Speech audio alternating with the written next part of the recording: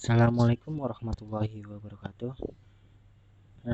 Perkenalkan, nama saya Mahfuzal M, NIM 41218110002.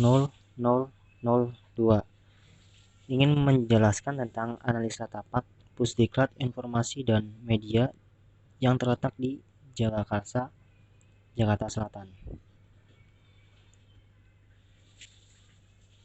Yang pertama ada analisa makro. Kota Administrasi Jakarta Selatan adalah nama sebuah kota administrasi di bagian selatan daerah khusus Ibu Kota Jakarta. Pusat pemerintahnya berada di Kebayoran Baru, Jakarta Selatan. Adalah salah satu dari 5 kota administrasi di Daki Jakarta. Di sebelah utara, Jakarta Selatan berbatasan dengan Jakarta Barat dan Jakarta Pusat. Di sebelah timur berbatasan dengan Jakarta Timur. Di sebelah selatan berbatasan dengan Kota Depok. Di sebelah barat dengan Kota Tangerang dan Kota Tangerang Selatan. Kemudian ada analisa mikro. Kecamatan Jagakarsa terletak di Jakarta Selatan. Di kecamatan ini terletak beberapa universitas ternama.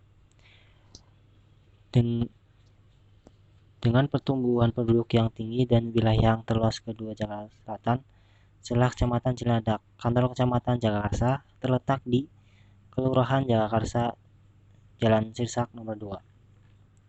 Kemudian ada analisa site. Analisa site di sini ada tata tapak. Lokasi tapak berada di Jalan Aseleh, Kelurahan Cibedak, Kecamatan Jagakarsa, Jakarta Selatan. Luas lahan 5.000 meter persegi, KDH 45%, KLB 1,5, KDB 50%, GSB 3,5 meter, jumlah lantai 5-7 lantai. Masa bangunan berbentuk majemuk. Kemudian perbatasan tapak. Yang pertama, satu, sebelah utara merupakan Jalan Aseleh berbatasan dengan Jalan Aseleh. Kemudian 2, sebelah barat merupakan waduk berbatasan dengan waduk. Kemudian 3, sebelah timur merupakan perumahan warga. Kemudian sebelah selatan juga berbatasan dengan perumahan warga. Kemudian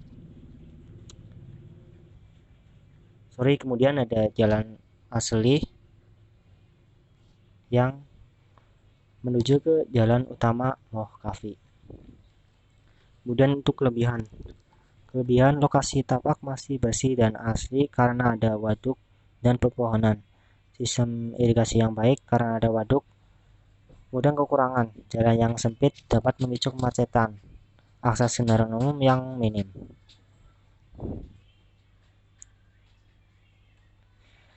Kemudian ada analisa tapak.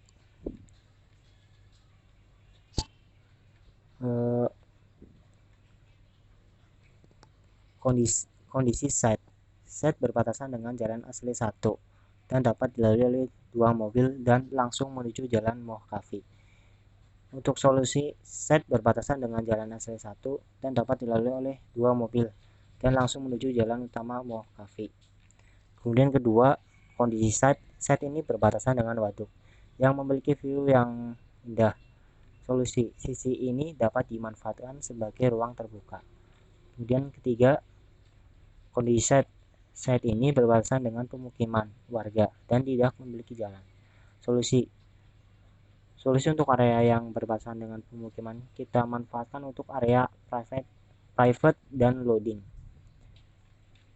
Kemudian keempat, kondisi site nomor 4, site ini berbatasan dengan pemukiman warga. Solusi untuk area yang berbatasan dengan pemukiman kita manfaatkan untuk area private dan loading. Kemudian kontur tanah berkontur dengan ketinggian elevasi 1 meter.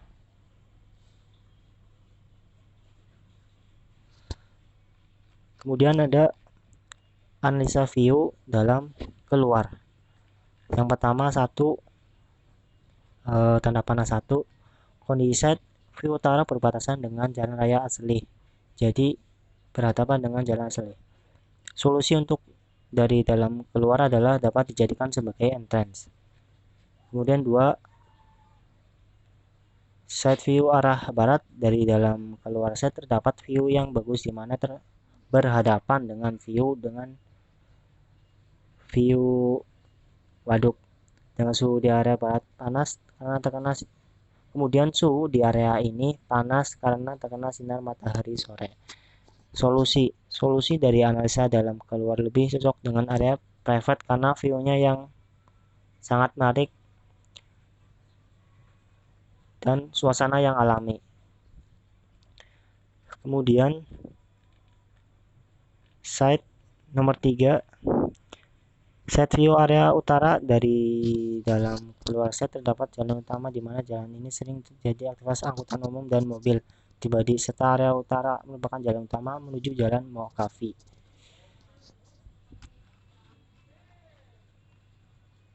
Kemudian set view area timur. Dari dalam keluar set terdapat view pemukiman padat penduduk di mana suasana tersebut sedikit bising karena dekat dengan jalan utama dan perumahan warga. Solusi dari analisa dalam keluar view ini terdapat pemukiman padat penduduk. View ini cocok untuk area service dan loading dock karena berdekatan dengan jalan utama dan merupakan sirkulasi sangat bagus untuk service. Kemudian ada analisa matahari. Kode set. Sinar matahari berasal dari arah timur ke barat dengan suhu panas mulai dari jam 10 sampai jam 15.00. Bangunan yang ada di sekitar set merupakan bangunan tingkat rendah dan sedang sehingga bisa diasumsikan bahwa sinar matahari dan angin masuk ke set sepanjang hari. Karena Indonesia berada di iklim tropis, maka intensitas angin dan sinar matahari perlu dibatasi untuk menciptakan kenyamanan bagi pengguna. Bangunan yang di sekitar set merupakan bangunan tingkat. Solusi: radiasi panas mempengaruhi suhu dalam bangunan, maka sebisa mungkin fasad yang terkena langsung sinar matahari hanya sedikit. Kemudian penggunaan shading atau tritisan sebagai penghalang sinar matahari langsung masuk ke dalam bangunan. Kemudian ada penggunaan vegetasi sebagai filter dan pemantulan terhadap sinar matahari dan memberikan kesejukan. Kemudian ada analisa pencapaian.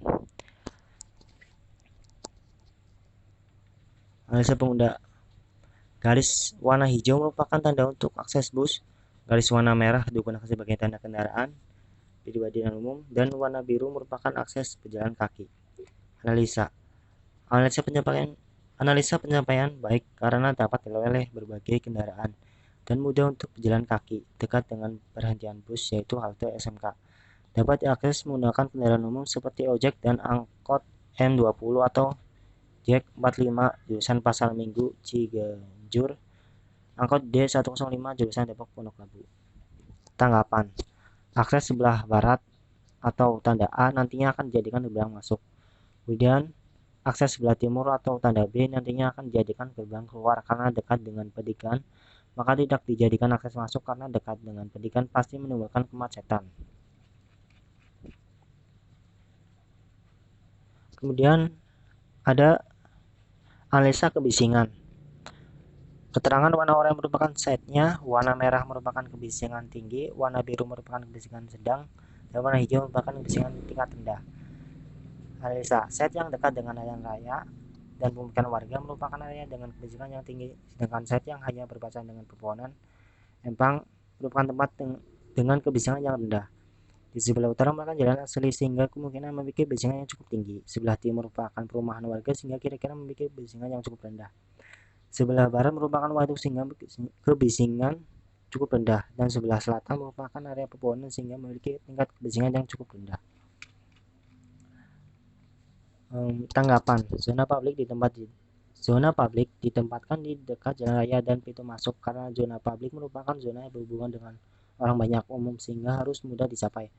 Penggunaan isolasi akustik untuk meredam suara agar tidak bising saat di ruangan. Kemudian penggunaan atau penambahan vegetasi untuk meredam suara dari luar. Kemudian sini ada analisa angin. Analisa: letak gedung tegak lurus terhadap arah angin. Bangunan sebaiknya berbentuk persegi panjang. Hal ini menguntungkan dalam penerapan ventilasi silang. Memiliki bukaan yang cukup untuk masuknya udara, penempatan bukaan secara horizontal maupun vertikal, penempatan ruangan yang lebih besar ke arah aliran angin Hindari penempatan bukaan dengan jarak yang terlalu dekat. Hal ini menyebabkan perputaran angin terlalu cepat. Hindari penempatan bukaan yang benar-benar berseberangan. Memperlihatkan orientasi jendela terhadap matahari, memakai menara angin yang berfungsi menangkap dan menghisap angin sehingga udara dapat terus bersirkulasi. Sebelah ini merupakan analisa angin yang berada di tapak side B.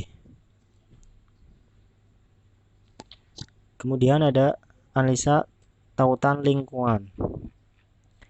Analisa pemukiman orientasi bangunan yang berdekatan dengan pemukiman akan mempengaruhi dari segi sirkulasi angin, kebisingan, dan view.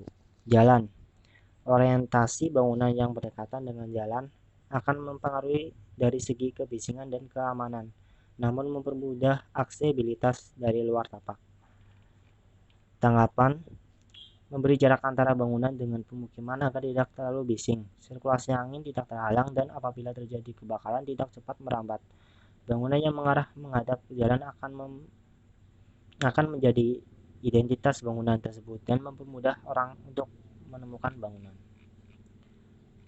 Kemudian ada analisa gubahan massa. Yang warna biru merupakan area publik yang di dalamnya ada area parkir, lobi, dan office, musola, ballroom, dan function room. Kemudian yang warna kuning merupakan zona semi publik seperti kolam renang, lapangan voli, restoran, tempat tinggal pengelola, maintenance room. Kemudian yang warna hijau merupakan private, zona private yang di dalamnya ada kelas, asrama, lounge, dan perpustakaan. Sekian dari presentasi saya, kurang lebihnya mohon maaf. Wassalamualaikum warahmatullahi wabarakatuh.